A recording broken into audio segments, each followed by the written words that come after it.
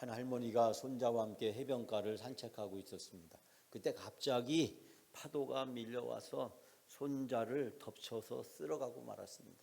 할머니는 깜짝 놀라서 큰 충격을 받았습니다.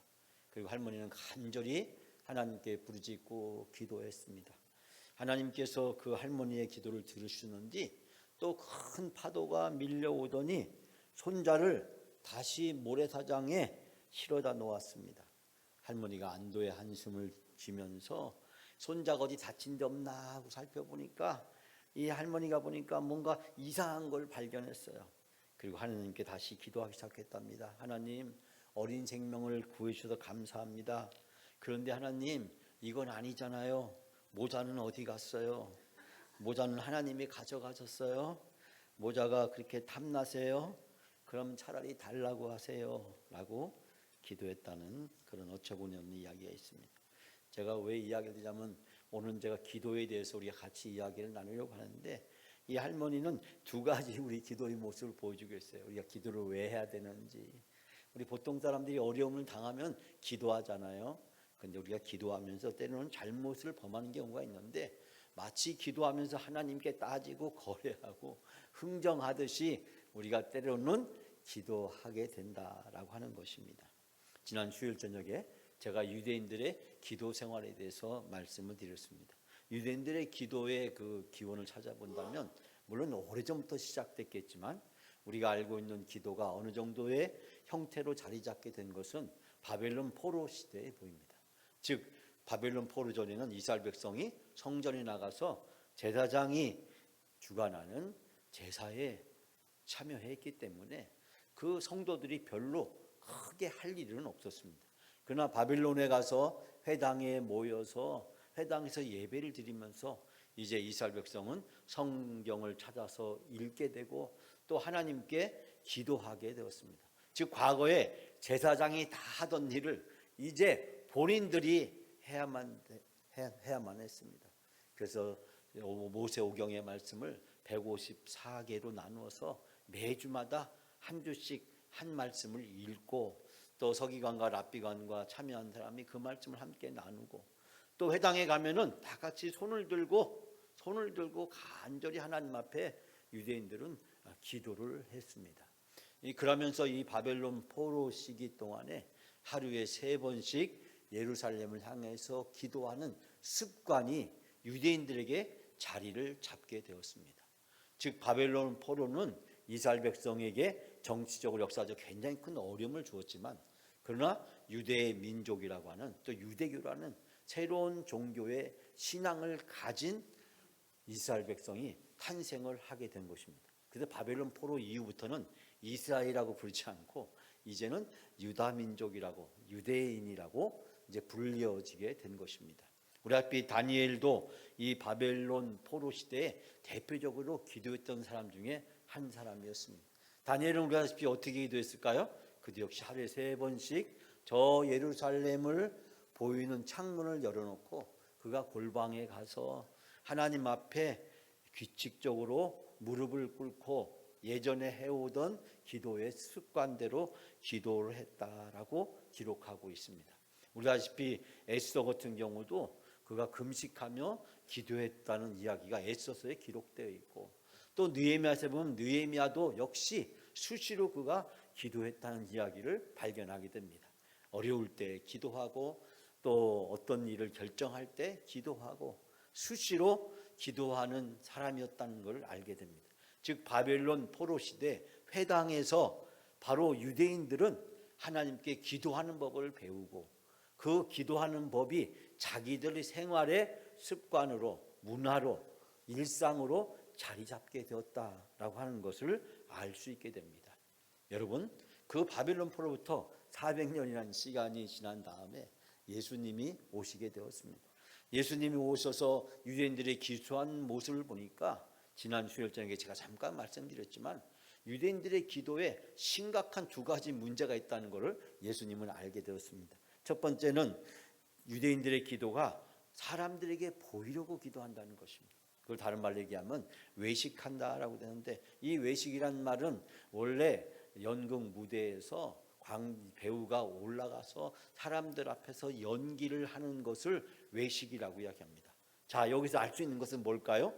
배우의 연기이기 때문에 배우의 진짜는 아니라는 거죠. 이 배우는 사람들에게 보여주기 위해서 연기를 하고 또 쇼를 하는 사람이잖아요. 그러니까 이 유대인들이 예수님 당시 시대에 기도를 하는데 어떻게 기도를 하냐면 광장에서 거리에서 사람들이 보라고 큰 소리를 외쳐가며 내가 이렇게 기도합니다. 내가 이렇게 경건한 사람입니다. 내가 이렇게 11조도 했고 구제도 했고 내가 이렇게 금식도 하고 사람들에게 보이려고 하는 신앙, 보이려고 하는 기도를 하고 있었다. 하나님을 드러내는 것이 아니라 자기 자신을 드러내고 자기 자신을 인정받고 싶어하는 그런 기도를 하고 있었다라고 하는 것입니다. 그리고 또 하나는 뭐냐면 그들이 중언부언을 했다는 것입니다. 우리가 중언부언을 어떻게 이해하고 있을까요? 중언부언에 대해서 지난 수요일 날 자세히 설명했기 때문에 제가 더 이상 설명하지 않겠습니다만 많은 말을 반복해서 하는 거죠. 우리가 가끔 기도할 때 쓰지 않고 기도하던 과거에 그 공예배 때 기도하는 분들을 보면 앞에서 기도해놓고 중간에 가서 기도하고 끝에 가서 또 기도하고 조금 전에 기도한 걸 잃어버리고 또 기도하고 그런 경우가 많잖아요. 구역예배 드릴 때도 보면은 기도를 시키면 한 기도를 또 하고 또 하고 본인은 모르는 처음 하는 것처럼 느끼고 있는데 다른 분들이 보기에는 기도를 또 하고 하는 경우가 있잖아요. 이거를 중언부언이라고 하잖아요. 지루할 정도로 말을 길게 늘어뜨리거나 아무런 의미 없는 말을 반복해서 하는 것을 이제 중언부언이라고 이야기를 하게 됩니다. 즉 유대인들의 모습을 보니까 예수님이 사람들에게 보이려고 하고 있고 또 기도도 너무 많은 말을 늘어뜨리면서 중언부언하고 있다는 사실을 발견하게 되었습니다. 즉 유대인들의 당시의 기도는 하나님께 기도하는 것이 아니라 누구에게요? 사람들에게 보이려고 기도했다. 이것뿐만 아니라 금식할 때도 구제할 때도 내가 다른 사람들에게 나의 의로움을 과시하고 드러내기 위해서 그들이 금식도 하고 구제도 하고 기도도 하고 있었다. 그래서 예수님께서 이 모든 것들을 피하기 위해서 즉 외식하는 것을 피하기 위해서 좋은 방법으로 기도를 제시했는데 그것은 바로 골방 기도였습니다. 내 골방에 들어가서 기도할 것을 예수님은 말씀을 하셨습니다. 우리다시피 다니엘 같은 경우도 그가 2층 집이 있었고 그 2층은 주로 기도하는 골방으로 사용되어졌던 것을 보게 됩니다. 즉 형편이 괜찮은 유대인들은 골방을 가지고 있었고 그 골방에서 기도하는 일을 하루에 3번씩 했다는 사실을 발견하게 됩니다. 여기서 중요한 것은 골방이 있느냐 없느냐가 중요한 것이 아니라 모든 것을 단절하고 다른 사람들과 관계를 단절하고 심지어는 자기 자신과의 관계도 끊고 오직 하나님과 대화할 수 있는 그런 시간을 갖는 것이 중요하다라는 것입니다. 즉 골방이란 공간적인 개념을 가지고 이야기하는 것이 아니라 하나님 앞에 나를 세우는 하나님 앞에 나와 솔직하게 1대1로 대화할 수 있는 그런 시간이 필요하다라는 것입니다. 즉 예수님께서는 기도의 본래적인 의미를 어떻게 하면 회복할 수 있을까라는 생각에서 예수님이 당시의 유대인들의 기도의 잘못된 모습을 지적하고 계신 것을 보게 됩니다. 누가복음 11장에 보게 되면 이 주기도민이 예수님이 제자에게 가르치게 된 그 원인을 설명을 하고 있는데 제자들이 예수님에게 와서 이야기하기를 바로 우리에게 요한이 자기 제자들에게 기도를 가르쳐 주는 것처럼 예수님도 우리에게 기도를 가르쳐 주십시오라고 요청을 하고 예수님이 그 이야기를 듣고 나서 제자들에게 가르쳐 주신 주기도문이 바로 이 마태복음과 이 누가복음에 등장하고 있습니다. 이 두 가지 기도가 각각 나오게 된 것은 이 마태복음에서는 산에서 가르쳐 주고 있고 누가복음 평지에서 가르쳐 주고 있는데 예수님의 가르침이 곳곳에서 반복적으로 이루어질 수도 있었겠다라는 생각을 우리는 하게 됩니다. 여기서 우리가 알 수 있게 되는 것은 예수님이 가르쳐 주신 이 주기도문에 대해서 어떤 사람들은 잘못 오해를 하고 있는 사람이 있습니다.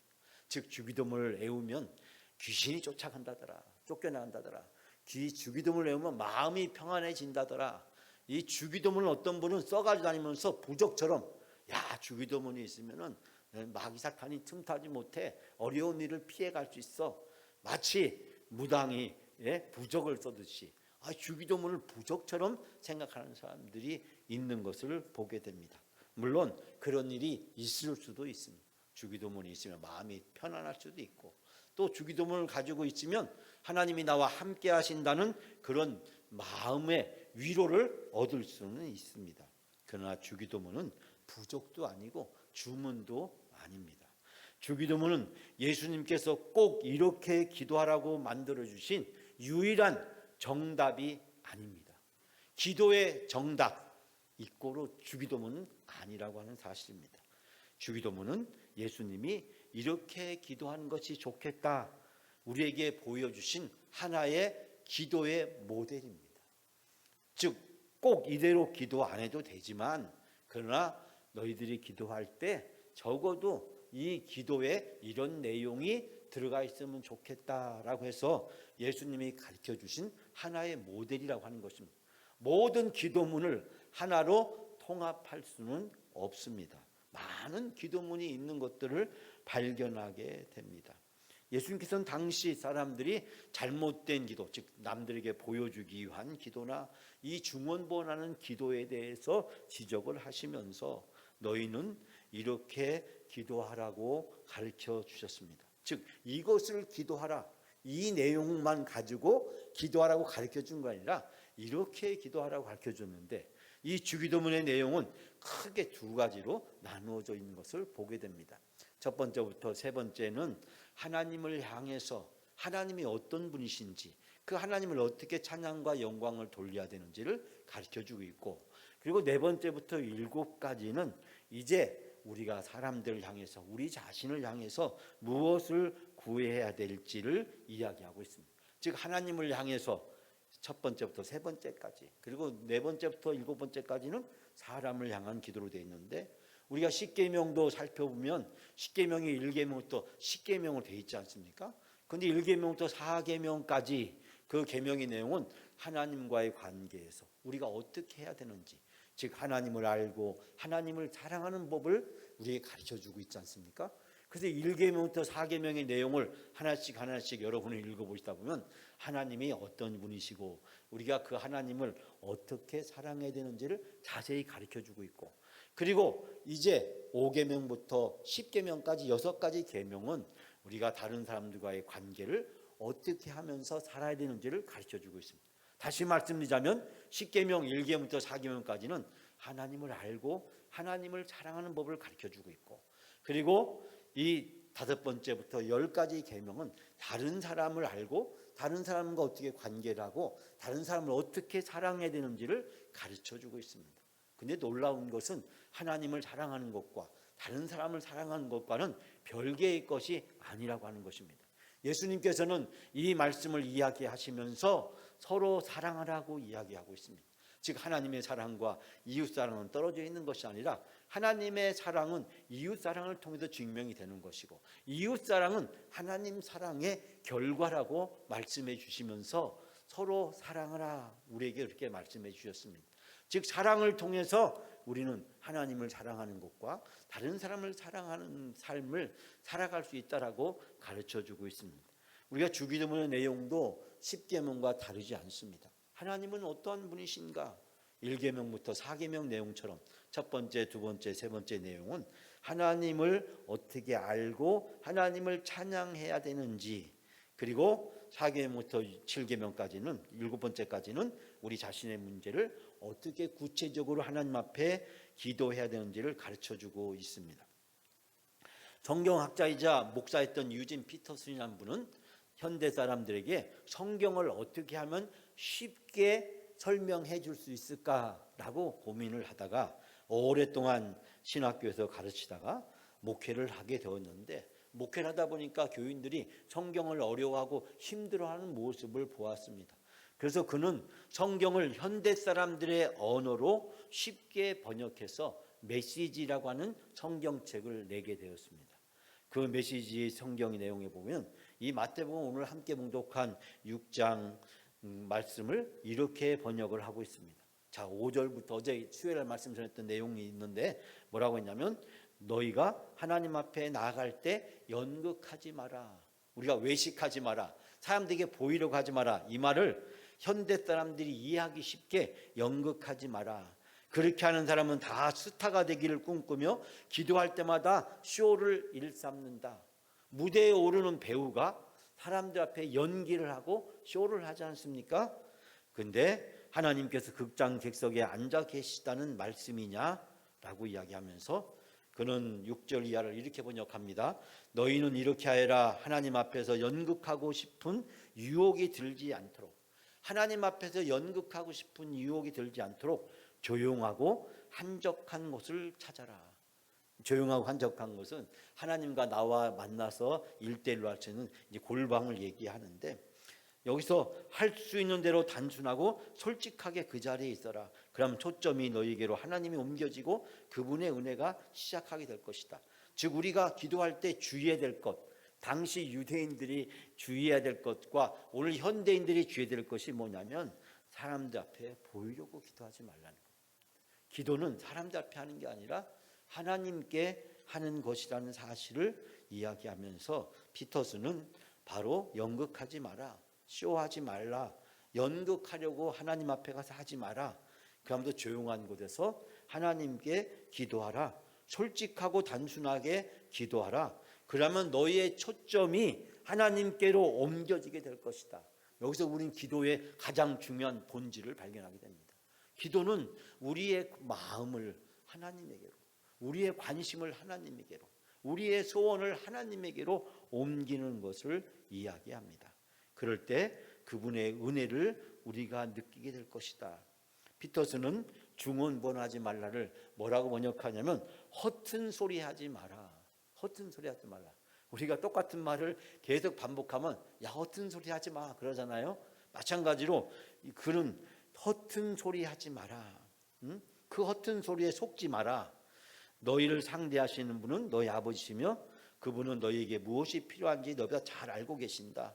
이토록 너희를 사랑하신 하나님 앞에 그저 단순하게 기도하면 된다. 그저 단순하게 기도하면 하나님이 너희 기도를 들어주신다 라고 이야기하면서 오늘 이 주기도문을 피터슨 목사님은 이렇게 번역을 하고 있습니다. 하늘에 계신 우리 아버지가 어떤 분이신지 드러내소서. 아버지가 어떤 분인지 드러내소서. 세상을 바로잡아 주시고 하늘에서처럼 땅에서도 가장 신선한 것을 행하소서. 든든한 새끼 식사로 우리가 살아가게 하소서. 일용할 양식을 든든한 새끼 식사로 살아가게 하소서. 아버지께 용서받은 우리가 다른 사람들을 용서하게 하소서. 우리 자신에게와 마귀에게서 안전하게 지켜주소서. 아버지는 그럴 권한이 있습니다. 원하시면 무엇인지 할 수 있습니다. 영광으로 빛나신 아버지, 예, 정말 그렇습니다. 그는 우리가 이해하기 쉬운 현대인의 말로 이렇게 주기도문을 번역하고 있습니다. 사랑하는 여러분, 이 주기도문 아까 말씀드렸듯이 우리에게 두 가지를 얘기해 줍니다. 첫 번째는 하나님이 어떠한 분이신지를 얘기합니다. 하늘에 계신 우리 아버지요. 여기서 하늘은 공간적인 의미를 이야기하는 것이 아니라 세상의 모든 것을 창조하시고 다스리신 분이라는 것입니다. 그분의 이름이 거룩히 여김을 받으시며 하나님이 어떤 분인지를 모든 사람이 인정할 수 있도록 해 주십시오. 그러면서 나라가 임하게 하옵시며 임하시오며 뜻이 하늘에서 이룬같이 땅에서 이루어지라. 즉 하나님을 사람들이 인정하고 그리고 하나님의 통치와 다스림과 하나님의 지배가 온전히 이루어지게 해달라고 기도하고 있습니다. 즉 하나님을 인정하고 하나님께 찬양과 영광을 돌리는 것입니다. 우리가 기도할 때 5가지 꼭 있어야 될 기도의 5가지 요소가 있지 않습니까? 그중에 첫 번째가 뭡니까? 하나님을 찬양하고 하나님께 영광을 돌리는 거죠. 사랑이 많으신 하나님 아버지, 감사와 영광과 찬양을 하나님께 돌려드립니다. 이게 첫 번째 기도잖아요. 두 번째 기도는 우리가 우리의 죄를 용서해 달라고 하나님 앞에 기도하는 것이고, 세 번째는 우리의 소원을 하나님 앞에 아뢰는 것이고, 또 다른 사람의 소원을 아뢰는 것이고, 마지막에 예수 그리스도 이름으로 기도를 마치게 되는 거죠. 이 기도의 5가지 요소 중에서 바로 첫 번째 중요한 것은 하나님을 인정하고 우리의 기도를 들어주시는 하나님께 찬양과 영광을 돌리고 그 하나님의 뜻이 온전히 이루어지기를 구하는 것이라고 이야기할 수 있습니다. 그리고 두 번째, 네 번째부터 마지막 7번째까지 이 4가지 기도는 우리에게 일용할 양식을 주시고, 피터스는 이 말을 하루 3끼 양식, 든든한 양식을 주시고, 오늘날은 3끼를 먹었는데 당신은 2끼를 먹었다는 그런 이야기가 있습니다. 어쨌든 우리가 살아가면서 필요한, 생명을 유지하는 데 필요한 일용할 양식을 달라고 기도하고, 또 우리에게 죄 지은 자를 사하여 준 것 같이 우리 죄를 사하여 달라고 기도를 하고 있습니다. 여러분, 우리의 죄 지은 자를 사하여 준 것 같이 우리 죄를 사해 달라고 기도하고 있습니다. 즉 우리가 하나님 앞에 우리 죄를 용서받는 것은 우리가 다른 사람을 용서하는 것과는 별개의 것이 아니라고 하는 것입니다.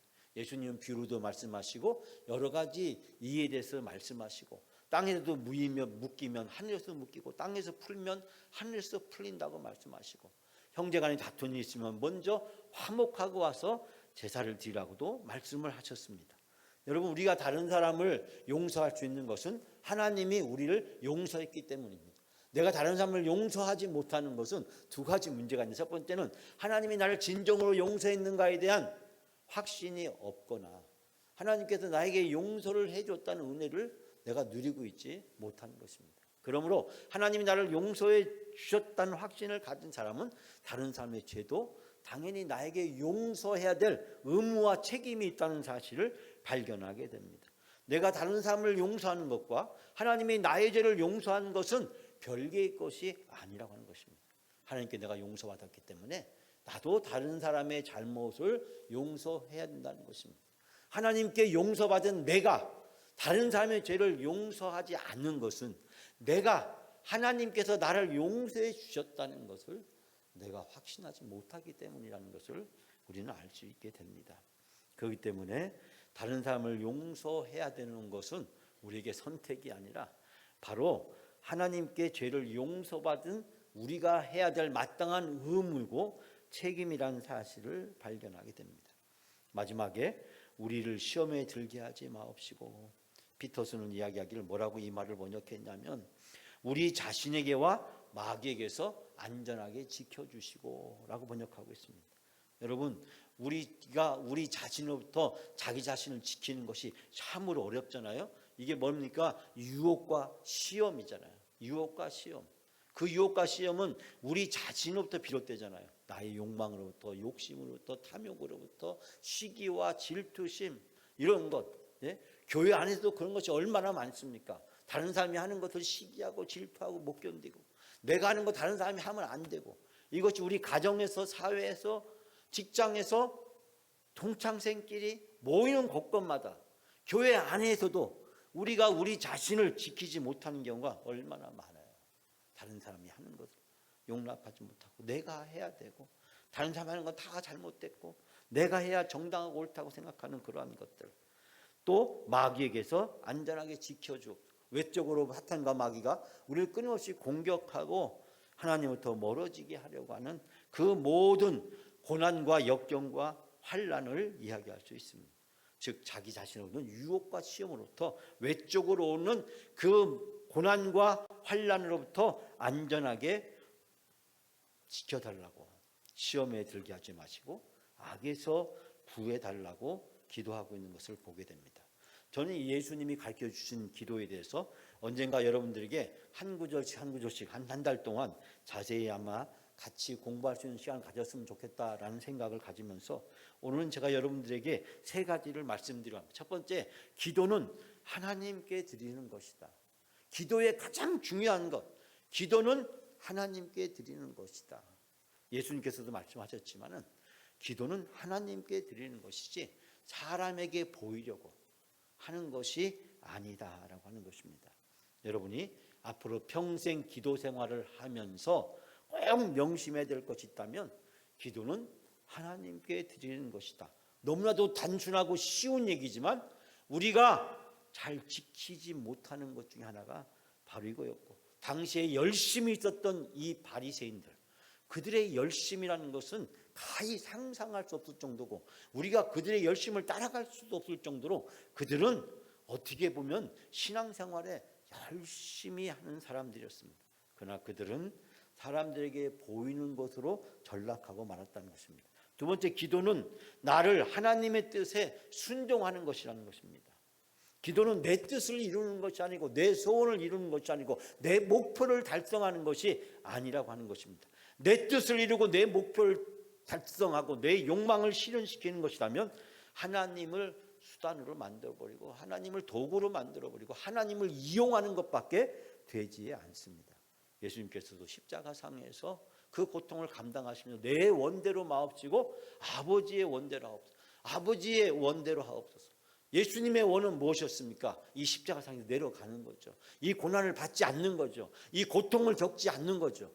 십자가상에서 죽지 않는 겁니다. 그러나 예수님은 자기의 것을 내려놓고 하나님의 뜻에 순종합니다. 기도는 나를 쳐서 복종시키고 순종하는 것입니다. 하나님 말씀에 순종하는 것이고 하나님 뜻에 순종하는 것입니다. 그런데 우리는 기도를 내 뜻을 이루는 수단과 방법이라고 생각을 하는 경우가 너무나 많습니다. 우리 한국의 대표적인 샤머니즘, 무당 종교의 토속 종교의 특징이 바로 어디에 있습니까? 바로 여기에 있는 것입니다. 모든 신들을 자기의 야망과 욕망과 수단과 방법을 성취시키기 위한 수단으로 만들어 버리는 것, 그것이 바로 잘못된 우상 종교의 특징이라는 사실을 발견하게 됩니다. 기도는 내 뜻을 이루는 것이 아니라 하나님의 뜻을 이루고 하나님의 뜻이 내 안에서 이루어지게 하는 것이라는 사실을 발견하게 됩니다. 세 번째, 기도는 우리가 예수님의 제자로 하나님의 자녀로 살아갈 수 있도록 우리에게 능력과 은혜를 주십니다. 할렐루야. 여러분, 기도 이외에 다른 방법이 없습니다. 예수님께서 변화산에 내려오셔서 보시고 나서 하신 말씀이 기도 외에는 다른 방법이 없다. 어떻게? 우리가 그리스도인으로 살아가는데, 하나님의 자녀로 살아가는데, 하나님의 은혜 가운데, 사랑 가운데 살아가기 위해서는 기도 아니면 안 된다라는 사실을 발견하게 됩니다. 전 여기서 우리 영광 성도들이 꼭 지켜야 될 기도의 매뉴얼 몇 가지를 소개하고 오늘 설교를 마치렴. 첫 번째는 기도는 새벽에 한다. 우리 영광교회는 기도는 새벽에 한다. 새벽 기도는 영광교회의 일상이고 문화이고 습관이다. 지난 1년 동안 제가 여러분들에게 귀가 아프게 때로는 여러분에게 강요하고 요구를 해왔습니다. 영광교회 교인들에게 새벽 기도는 선택이 아니라 의무다. 선택이 아니라 의무라고 하는 것입니다. 여러분, 우리가 숨을 쉬지 않으면 사람이 살 수 없다. 기도는 영적인 호흡이다. 귀가 아프게 들어온 얘기잖아요. 수십 년 동안. 그런데 이것에서 뭘 하고 있나? 우리가 철학 기도를 할 수 있나요? 금식 기도를 하나요? 기도원 가서 기도를 하나요? 아니잖아요. 우리가 과거에 그런 기도를 많이 했지만 오늘 현대 기독교인들은, 한국 교인들은 이런 모습을 많이 잃어버리고 말았습니다. 저는 일주일에 2번 이상씩 우리 영광교회 모든 성도들은 의무적으로 교회에 나와서 기도해야 된다. 왜? 이때 기도 안 하면 기도할 시간이 없기 때문에, 다른 대안이 없기 때문에, 다른 대안을 만드는 것이 너무나도 힘들고 많은 대가를 지불해야 되기 때문에 일주일에 2번 이상 우리 영광교회 성도들은 교회에 와서 꼭 기도한다. 이건 영광교회 성도들의 의무고 책임이다.